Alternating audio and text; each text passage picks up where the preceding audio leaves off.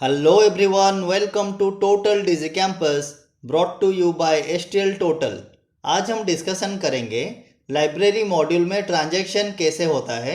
एक single book हम कैसे ऐड कर सकते हैं, बुक का बारकोड कैसे जनरेट करेंगे, बुक का स्टेटस कैसे वेरीफाई करें, स्टॉक कैसे वेरीफाई करें, बुक इशू कैसे करें, रिटर्न कैसे करें, एसेसन नंबर वाइज बुक को मैनेज कैसे करें एंड लाइब्रेरी आइटम डिटेल्स हम कहाँ से चेक कर सकते हैं, ई बुक अपलोड एंड डाउनलोड हम कैसे कर सकते हैं।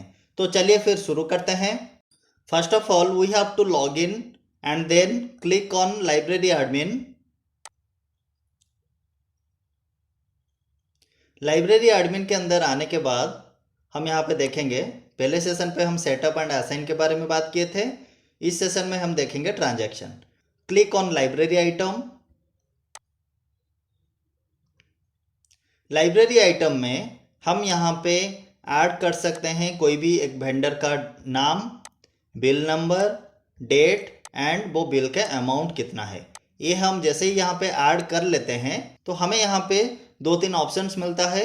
देखिए यहाँ पे एक डिटेल्स ऐड है, vendor name, bill number, bill date and amount. जैसे ही हम आइटम्स डिटेल के ऊपर क्लिक करते हैं यहाँ पे हमें शो करता है कि बुक का डिटेल्स यहाँ पे प्रोवाइड करने के लिए यहाँ पे जितना भी बुक हमारे स्टोर पे ऐड है उतना बुक्स हमें यहाँ पे ड्रॉप डाउन पे शो करेगा। उसी हिसाब से हम यहाँ पे वो बुक का डिटेल्स प्रोवाइड करेंगे एंड देन इसे सेव कर देंगे। इसे सेव करने से क्या होगा, वैसे हम जितना भी बुक ये बिल के अंडर परचेज हुआ है उतना बुक हम यहाँ पे मैप कर सकते हैं। तो इसलिए ये ऑप्शन हमें यहाँ पे दिया गया है कि जो लाइब्रेरी आइटम है वो हम बिल नंबर वाइज बुक को कैसे यहाँ पे असाइन कर सकते हैं। Then comes to allocate. Click on allocate. अभी जो आइटम हम ऐड किए हैं यहाँ पे वो हमें यहाँ पे ड्रॉप डाउन पे मिल जाएगा। सो हमें यहाँ से एक बुक का डिटेल्स चूज करना है, फिर ये बुक को एलोकेट करना है, मतलब ये बुक का कितना कॉपी हमारे पास अवेलेबल है और वो कॉपी कौन से स्टोर पे कितना कितना कॉपी हमारा अवेलेबल है।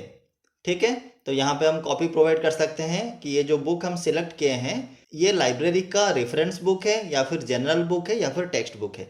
अगर रेफरेंस बुक है तो हम यहाँ पे कॉपी कितना अवेलेबल है कौन सी सेक्शन में यहाँ पे डिटेल्स डाल के इसे फिर यहाँ से हम क्रिएट कर सकते हैं। इससे क्या होगा, ये जो बुक का डिटेल्स है, ये जो बुक का कितना कॉपी कहाँ पे अवेलेबल है, कौन से स्टोर पे, कौन सी सेक्शन पे, आइटम कैटेगरी वाइज वो मैप हो जाएगा।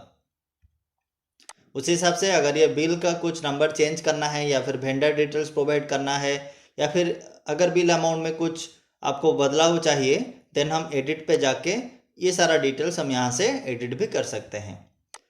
एंड द लास्ट वन, यहाँ पे डिलीट ऑप्शन भी हमें प्रोवाइड किया गया है। Then subject assigned. Subject assign में क्या होता है, यहाँ पे हम सब्जेक्ट नाम चूज करेंगे। देखिए यहाँ पे हमारा ऑलरेडी एक सब्जेक्ट ऐड है साइंस करके, उसका डिटेल्स हम यहाँ पे चूज करेंगे।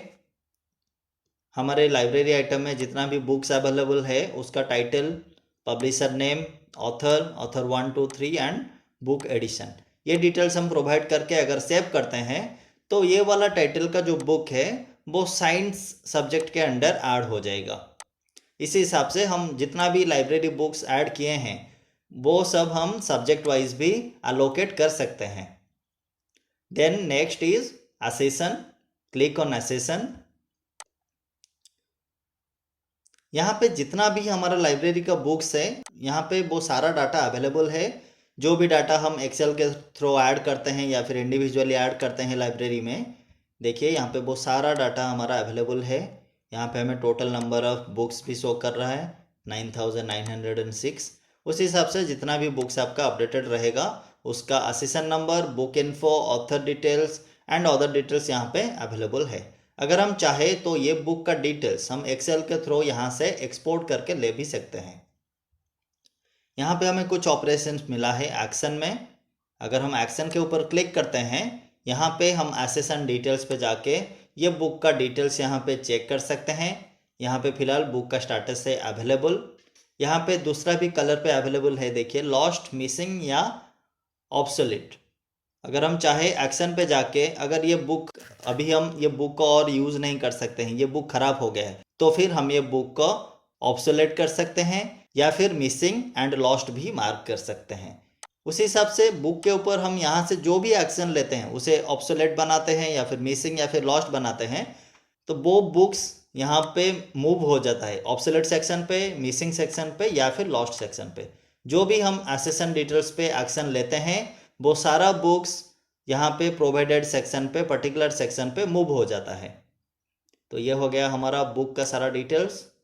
Then comes to the main part, item issue and return. Click on item issue and return. यहाँ पे इंडिविजुअल करके एक बटन है, यहाँ पे क्लिक कीजिए। इसके अंदर हमें पहले दिखाता है हम एंटिटी चूज करें।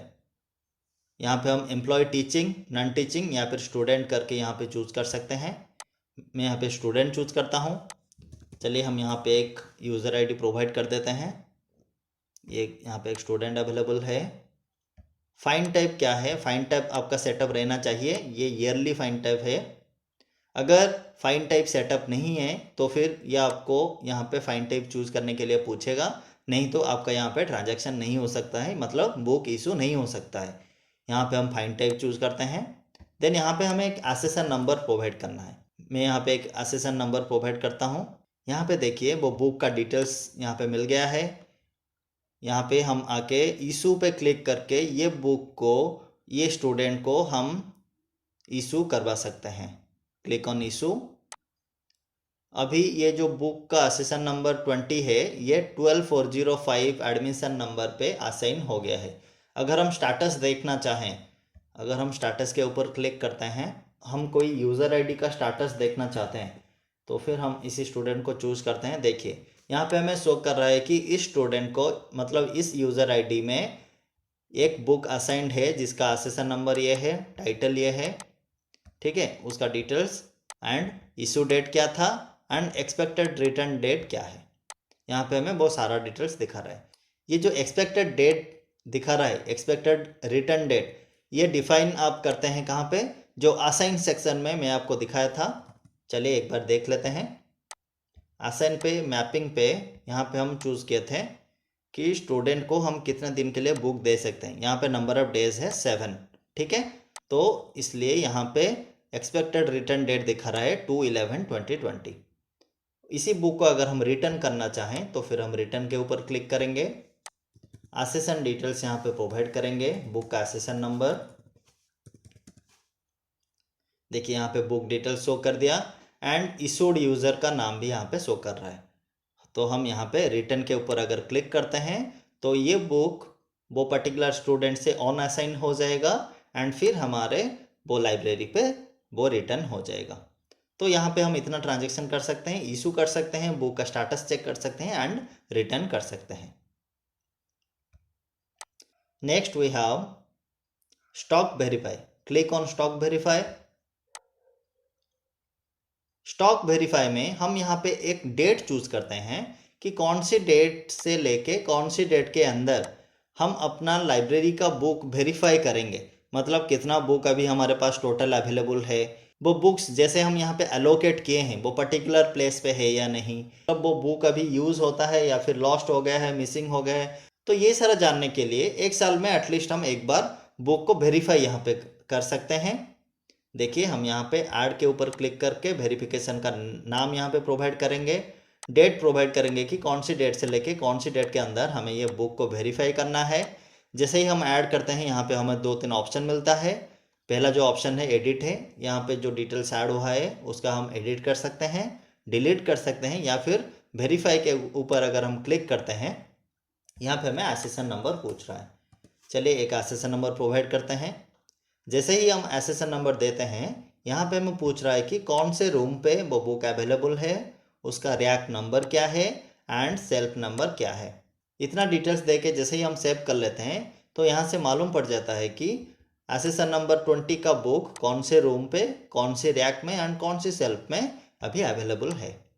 यहाँ पे अपलोड टेम्पलेट का भी ऑप्शन है, यहाँ से हम डाउनलोड कर सकते हैं टेम्पलेट एंड उसी हिसाब से इसे room number, rack number and self number details fill up करके यहाँ पे फाइल चूज करके वैलिडेट करके अपलोड भी कर सकते हैं। तो ये हो गया हमारा, इतना सारा स्टॉक वेरीफाई डिटेल्स हम यहाँ पे कर सकते हैं। Then comes to status, click on status. यहाँ पे हमें शो करेगा कि कौन सी यूज़र का बुक ओवर ड्यू हो गया है। ठीक है, तो हम यहाँ पे कोई भी एक टीचर या फिर स्टूडेंट चूज करते हैं। अगर कोई टीचर या फिर स्टूडेंट का बुक एक्सपेक्टेड डेट के अंदर रिटर्न नहीं होता है तो फिर उनका डिटेल्स हमें यहाँ पे शो करेगा। जैसे ही उनका डिटेल्स हमें यहाँ पे शो करता है, सपोज एक एम्प्लॉय अपना 2-3 बुक लिए हैं और उनका जो मैक्सिमम बुक है एम्प्लॉय का, सपोज हम चूज़ किए हैं कि एक employ 5 books at a time ले सकता है। एक एम्प्लॉय को ऑलरेडी 5 बुक्स असाइंड हो गया है, इशू हो गया है, लेकिन वो एक्सपेक्टेड रिटर्न डेट के अंदर रिटर्न नहीं किए हैं एंड फिर भी उन्हें और एक बुक लेना है। तो जो 6th नंबर का बुक है वो हम अगर असाइन पे जाके इशू पे जाके अगर हम इशू करना चाहे तो वो बुक इशू नहीं होगा, क्योंकि उनका एक्सपेक्टेड डेट के अंदर बुक रिटर्न नहीं हुआ है एंड जो मैक्सिमम नंबर ऑफ बुक हम डिफाइन किए हैं सेटअप पे वो ऑलरेडी क्रॉस हो गया है। तो उस टाइम पे हम क्या कर सकते हैं, यहाँ पे आके वो यूज़र डिटेल्स प्रोवाइड करके अगर हम अलाउ पे क्लिक करते हैं तो वो यूज़र को इतना दिन के लिए अलाउ कर देगा। यहाँ पे हम डेट भी चूज़ करेंगे कि कितना दिन तक हम ये यूज़र को ओवर ड्यू अलाउ कर सकते हैं। तो यहाँ पे हम डेट चूज़ करेंगे एंड अलाउ के ऊपर क्लिक करेंगे। उसके बाद जाके हम वो यूज़र को और नया बुक अलाउ कर सकते हैं। Then click on add book. जैसे हम बुक अपलोड किए थे उसी हिसाब से हम इंडिविजुअली एक एक करके बुक यहाँ पे ऐड भी कर सकते हैं। यहाँ पे अगर हम ऐड के ऊपर क्लिक करते हैं, यहाँ पे हमें पूछता है accession number, title, publisher, author, author 2, 3, edition, CD, binding type, language. तो इतना सारा डिटेल्स यहाँ पे हम प्रोवाइड करके इसे अगर सेव करते हैं तो हम इंडिविजुअली यहाँ पे आके बुक अपडेट कर सकते हैं अपने लाइब्रेरी पे। यहाँ पे जो भी बुक हम अपडेट किए हैं अगर हम उसे एडिट या डिलीट करना चाहें तो भी यहाँ से हम वो ऑपरेशन कर सकते हैं। Then comes to barcode generation, click on barcode generation. यहाँ पे हम बुक के लिए बारकोड जनरेट कर सकते हैं। जैसे कि वो बारकोड को हम अगर बुक के पीछे लगाएं तो फिर बारकोड के मदद से, बारकोड रीडर मदद से हम वो बुक को स्कैन करके इशू या फिर रिटर्न कर सकते हैं। यहाँ पे हमें बारकोड जनरेट के लिए 2-3 ऑप्शन मिला है। यहाँ पे हम बुक का सीरियल नंबर से बारकोड जनरेट कर सकते हैं। मुझे चाहिए कि मेरे पास 1000 बुक है तो मुझे 1000 बुक के लिए बारकोड जनरेट करना है। यहाँ पे दिखा रहा है मैक्सिमम 500। ओके, हम यहाँ पे दे देते हैं 1 to 499 हमें बारकोड जनरेट करना है। तो हम यहाँ पे क्लिक करते हैं तो फिर हमें यहाँ पे देखिए सीरियल नंबर वाइज हमारा जो पहला बुक है उसका एसेसन नंबर है 20। तो यहाँ पे serial number wise, accession number wise हमें बुक का बारकोड मिल जाता है, जनरेट हो जाता है। इसे हम प्रिंट आउट निकाल के कट करके बुक के ऊपर हम इसे लगा सकते हैं ताकि हम जब बारकोड रीडर यूज़ करें तो फिर हम इसे स्कैन कर सकें। उसी हिसाब से अगर हम एसेसन नंबर वाइज करना चाहते हैं तो फिर मैं यहाँ पे एसेसन नंबर प्रोवाइड कर देता हूँ। मुझे 20 से लेकर 30 के अंदर जो एसेसन नंबर है उसका बारकोड जनरेट करना है। देखिए 20 से लेकर 30 तक जितना भी मेरा एसेसन नंबर अवेलेबल है उसका बारकोड यहाँ पे मुझे मिल जाता है। उसी हिसाब से अगर मैं चाहूँ तो अगर कोई पर्टिकुलर एसेसन नंबर के लिए हमें बारकोड जनरेट करना है तो फिर हम इसे कर सकते हैं। यहाँ पे दिया गया है enter accession number separated by single space. हम यहाँ पे सिंगल स्पेस देके अगर एसेसन नंबर प्रोवाइड करते हैं तो फिर हमें उसका बारकोड डिटेल्स मिल जाता है। यहाँ पे मैंने 3 एसेसन नंबर डाला लेकिन यहाँ पे सिर्फ 20 और 30 आया, तो एसेसन नंबर 40 का कुछ बुक यहाँ पे अवेलेबल नहीं होगा।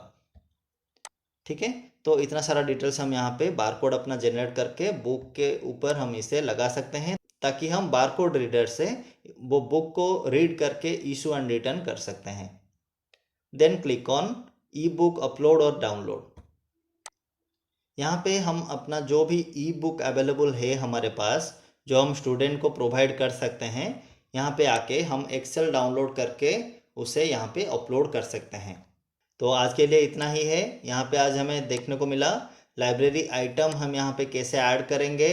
वो जो आइटम हम ऐड कर रहे हैं वो बिल के हिसाब से हम आइटम डिटेल्स प्रोवाइड कर सकते हैं, मतलब बुक्स ऐड कर सकते हैं बिल के हिसाब से, बुक को अलोकेट कर सकते हैं, बुक को सब्जेक्ट वाइज असाइन कर सकते हैं, एंड देन असेसन पे हम यहाँ पे आके जो भी बुक्स अवेलेबल है उसे ऑब्सोलीट, मिसिंग या फिर लॉस्ट करके मार्क कर सकते हैं, या फिर यहाँ से बुक का डिटेल्स डाउनलोड कर सकते हैं।